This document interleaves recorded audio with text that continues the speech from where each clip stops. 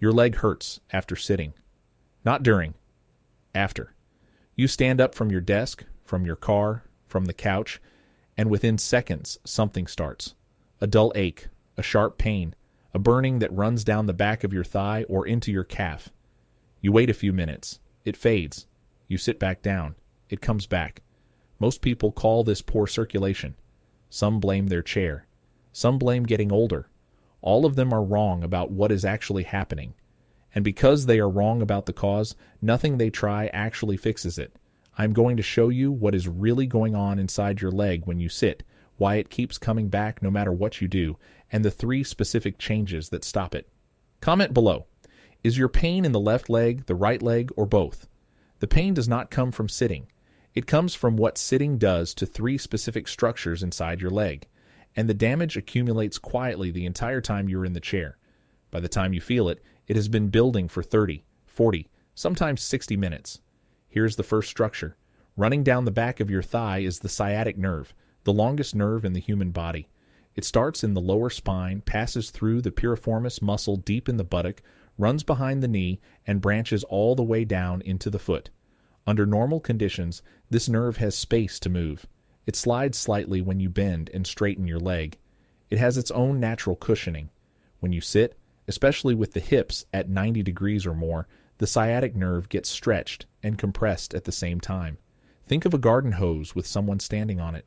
Water still moves through, but with much less pressure, and the hose itself starts to feel the strain. Leave it like that for an hour, and the hose is not in great shape when you remove the pressure. That is what happens to your sciatic nerve after 30, 40, 60 minutes of sitting. The nerve is not cut off entirely, but it is being loaded in a way it was never designed to sustain for hours at a time. When you finally stand up, that compressed nerve sends a signal. You feel it as a sharp jolt, a burning line, or a deep ache that travels from the buttock down into the leg. You did not hurt yourself standing up. You are feeling the result of what happened while you were sitting. This distinction matters, because if the problem happens while sitting, that is where the solution has to be applied. Here is where it gets specific. And this is the part most people, including most general practitioners, never hear about. The sciatic nerve does not just pass near the piriformis muscle in the buttock. In a significant portion of adults, it passes directly through it.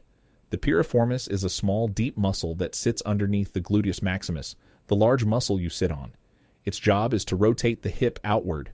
Most people have never heard of it. Most people have never felt it. But after 40, it becomes one of the most common sources of leg pain that gets misdiagnosed as a disc problem, a circulation issue, or simply the consequence of getting older. Here's what happens when you sit. The piriformis gets compressed between your body weight and the surface beneath you. It cannot move. It cannot release. Over time, it tightens and shortens, and a tight piriformis squeezes the sciatic nerve that runs through or directly beneath it, sometimes enough to send pain all the way down to the foot. Think of it like a clamp tightening around a live wire. The wire still carries the signal, but every time pressure increases on the clamp, you feel it at the other end. The clamp is your piriformis. The wire is your sciatic nerve, and every hour you spend sitting is another turn of the clamp. A 2019 study in the Journal of Orthopedic Surgery and Research found that piriformis syndrome accounted for up to 8% of all cases presenting as sciatica in clinical practice, and that the majority of those patients had been treated for lumbar disc problems for months before the piriformis was identified as the actual source. 8% sounds small, but that is tens of thousands of people being treated for the wrong thing every single year. Months of physiotherapy targeting a disc that was never the problem. Stay with me, because the second structure that sitting compresses is one that explains a completely different kind of leg pain. The burning, tingling kind that most people assume is a circulation problem. Behind your knee, in the hollow where the leg bends, runs the popliteal artery. This is the main blood supply to everything below the knee, the calf muscles, the foot, the toes. Under normal conditions, it sits in a protected space with room to carry full blood flow. When you sit with your knees bent at exactly 90 degrees, which is what most office chairs, car seats, sofas produce, this artery gets partially compressed against the back of the knee joint. Blood flow to the lower leg decreases, not to zero, not enough to cause a medical emergency, but enough that after 45 minutes, The muscles and nerves in the calf and foot are working with measurably less oxygen than they need to function normally. When you finally stand up, blood rushes back into the lower leg. That sudden return of circulation after a period of partial restriction creates exactly the sensation millions of people describe: tingling, burning, a pins and needles feeling that starts in the calf, or a deep cramping feeling that takes a minute or two of walking to resolve. This is not poor circulation in the medical sense. Your arteries are not diseased. There is no blockage. It is purely mechanical compression, a positioning problem, not a vascular problem, and it is completely reversible. I had a patient, James, 46, an accountant from Houston, left leg pain every single afternoon, always after 2 or 3 hours at his desk. 2 different doctors had told him it was probably a lumbar disc issue. He had completed 4 months of physiotherapy targeting his lower back with no lasting improvement. When I asked him to describe exactly when the pain appeared, he said it was always when standing up from his chair. Never during a walk. Never during exercise. Never lying down. That pattern told me everything. This was not a disc. This was compression at the knee level. We changed one thing. We adjusted his chair height so his knees sat at 100 degrees instead of 90, just 10 degrees more open. That single change took sustained pressure off the popliteal artery and reduced tension on the sciatic nerve simultaneously. 3 weeks later, his afternoon leg pain had reduced by 70%. Same desk, same hours, same body, just a different angle. Everything comes down to one principle. The leg pain you feel after sitting is a compression problem in 3 specific places that builds quietly while you sit and releases the moment you move. The solution is not to sit less. Most people cannot do that. The solution is to sit differently and interrupt the compression before it reaches the level where you feel it. 3 changes, all of them simple. Start today. Your knee should never be at exactly 90 degrees when you sit. That is the angle that maximally compresses the artery and places the most stretch on the sciatic nerve. Adjust your chair height so your knees are at 100 to 110 degrees, slightly more open than a right angle, with your feet flat on the floor. If you work at a standard desk, this usually means raising the chair slightly. If you sit in a car for long periods, push the seat back a few centimeters so your knees are less bent.